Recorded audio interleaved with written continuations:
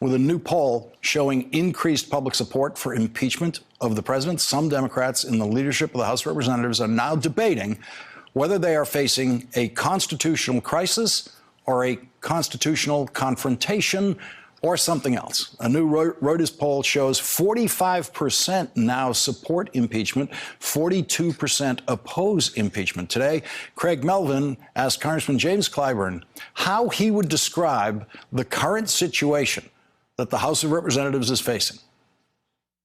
You've got Senator Mark Warner from Virginia today, ranking member of the Senate Intel Committee. He says it's not a crisis. It's more of a constitutional confrontation. How would Congressman Clyburn define it? I would define it as a confrontational crisis. That's exactly what it is.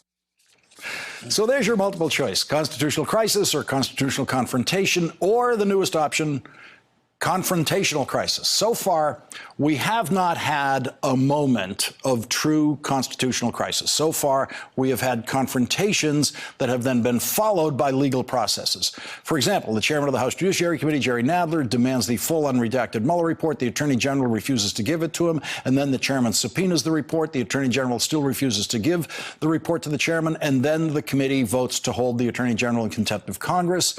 The House can also go to court to try to have that subpoena enforced. And we would only reach the point of constitutional crisis if the Supreme Court ordered the Attorney General to comply with the chairman's subpoena, and then the Attorney General refused. The Constitution doesn't tell us what happens next, makes no provision for what happens after that.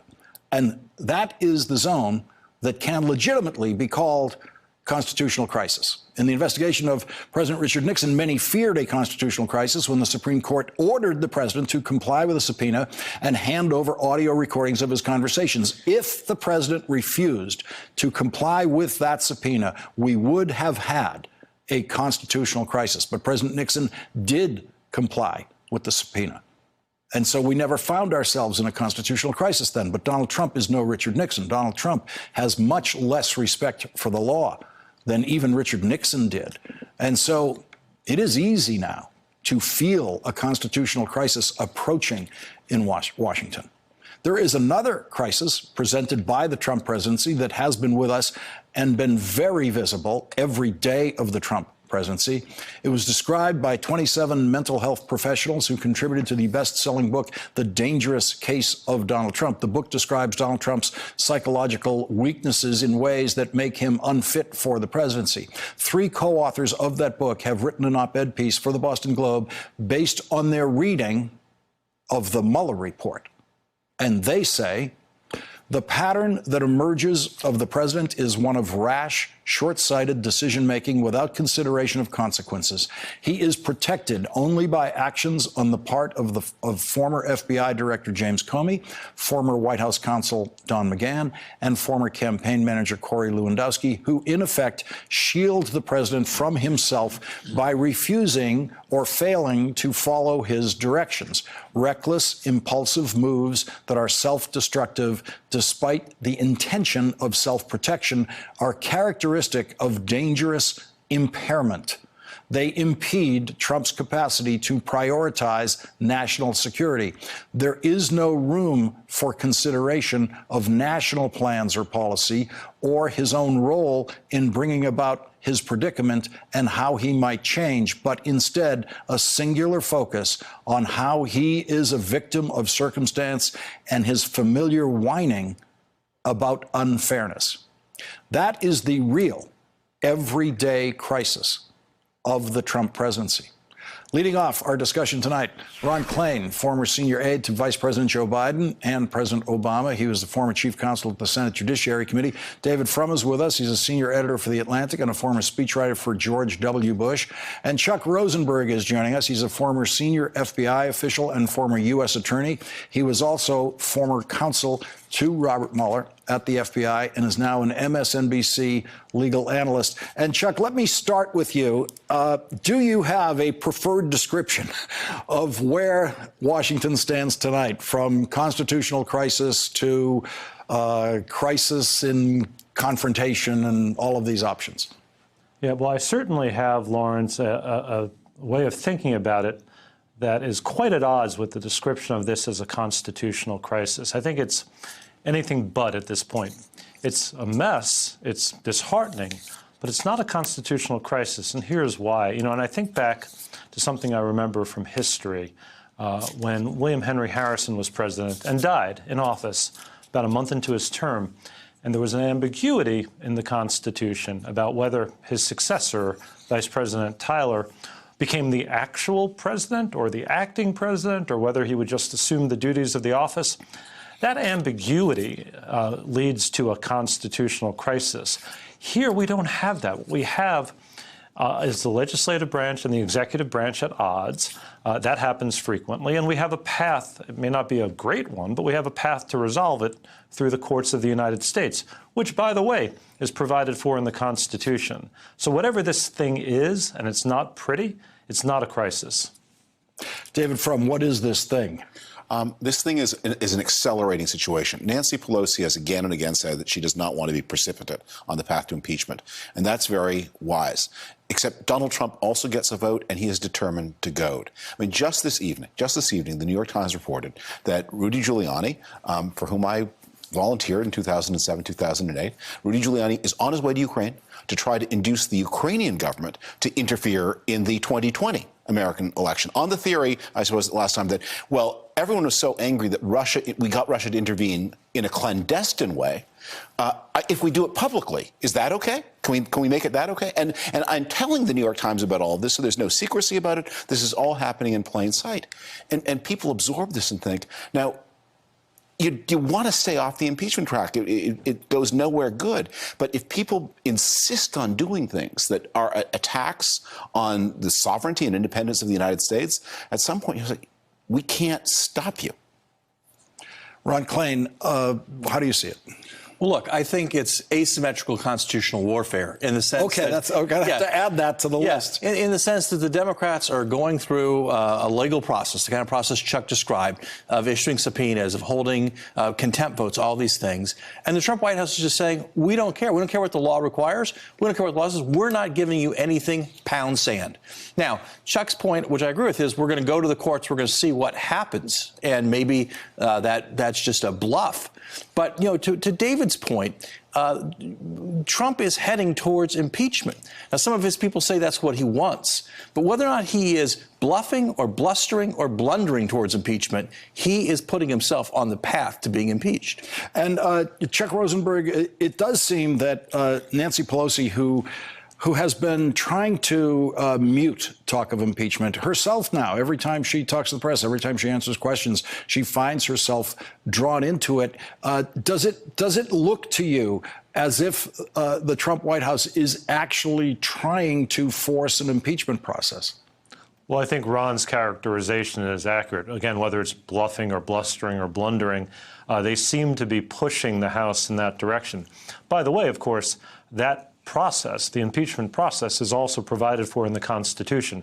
So in partial answer to your first question, also not a crisis, but it is a mess. And I am struck by the fact that Speaker Pelosi and the leadership of the House seems to be moving down that path with the president. Whether or not he wants that, whether or not it benefits him politically, time will tell.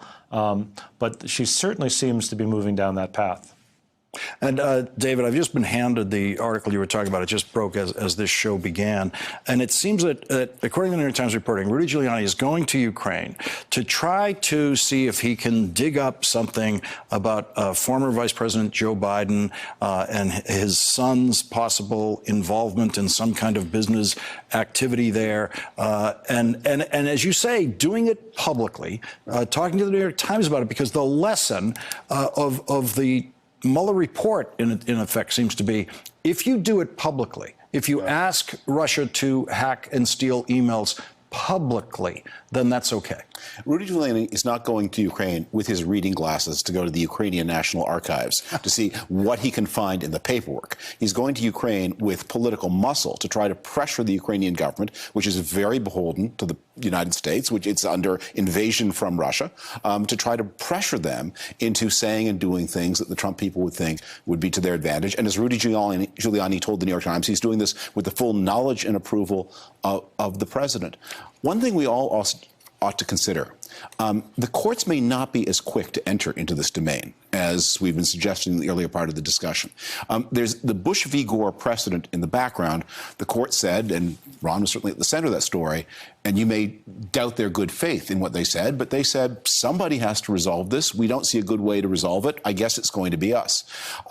It is possible for the courts, either for good faith reasons or perhaps for this time for opposite bad faith reasons, to say, we will not do it. We are stepping out, and the president and Congress have to sort this out between themselves. Ron, what's your confidence level in the current Supreme Court? Low to zero. Look, I think it's hard to justify Bush v. Gore 19 years ago, and the court's in an even worse place today in terms of its partisanship and whatnot. In fact, the president brags openly about taking issues that couldn't even go to the Supreme Court on the idea that he's kind of got the game rigged there. I think that's really unfortunate. I think on this Giuliani thing, look, I'm obviously a Biden supporter. It obviously upsets me. But what I'll say is this. The Trump campaign slogan ought to be winning elections with foreign involvement since 2016. Because this is just the same play over and over again. And, doesn't surprise me Rudy Giuliani's doing it. He's still stung over the fact that in that 2008 campaign, Vice President Biden at a debate said that his whole campaign was a noun, verb, and 9/11. And that stick at Giuliani really hurt him then. He's been looking for revenge for a long time. Let's listen to what the president said today about Robert Mueller. There's no agreement yet on when Robert Mueller will testify. That apparently leaves Robert Mueller out there as someone who the president can attack with impunity. Let's listen to this. Bob Mueller's no friend of mine. I had conflicts with him. We had a business dispute. We had somebody that is in love with James Comey. We like James Comey. They were very good friends, supposedly best friends. Maybe not, but supposedly best friends. You look at the picture file and you see hundreds of pictures of him and Comey. And with all of that and other things, he wanted the FBI job. I don't know if anybody knows that, but as you know, he was considered for the FBI job, wanted it. And the day after he didn't get it, he became the special counsel. That's a conflict.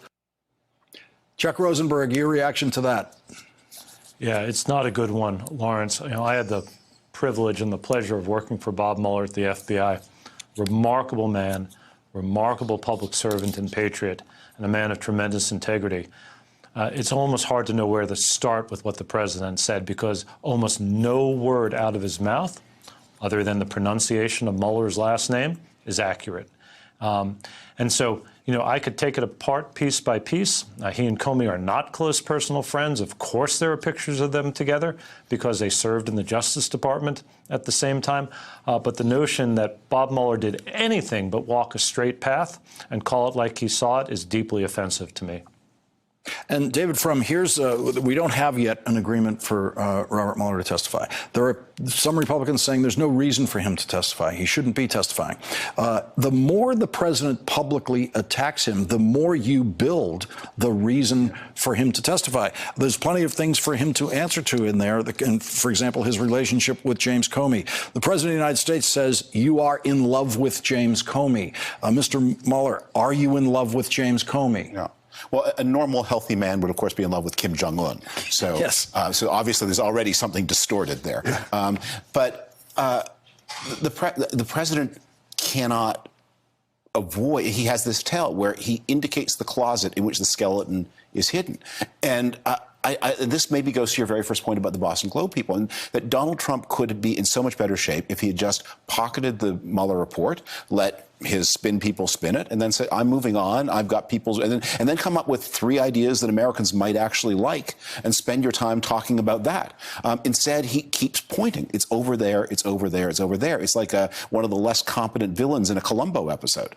It's an ancient reference. Ron, to this point, the president out there attacking by name Robert Mueller, Republicans trying to stand in the way of Robert Mueller testifying.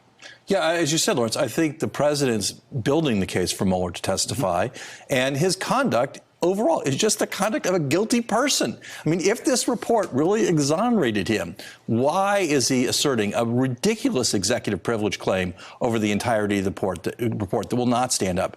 If this report really exonerated him, why doesn't he want Robert Mueller to go up there and testify? I mean, he's just kind of put himself in this situation, as David said. It's an obvious tell that he knows he did wrong things.